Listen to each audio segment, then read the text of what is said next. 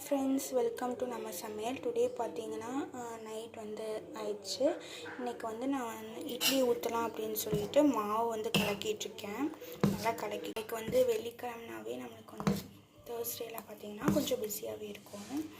அப்படி தான் இன்றைக்கும் என்னோடய ரொட்டீன் போச்சு. காலையிலேருந்து கொஞ்சம் பிஸியாகவே இருந்துச்சு. இப்போ நாளைக்கு ஆடி கடைசி வெள்ளினால் கொஞ்சம் பூஜை ஜாமான் ரெடி பண்ணிகிட்ருக்கேன். கொஞ்சம் இப்போது கிளைமேட்லாம் சேஞ்ச் ஆகிறதுனால எல்லாம் ஃபீவராக இருக்குது. அதனால் சரி இன்றைக்கி ஒரு சிம்பிளாக டிஷ்ஷோட முடிச்சிடலாம் அப்படின்ட்டு இட்லி ஊற்றலான்னு ரெடி பண்ணிகிட்ருக்கேன்.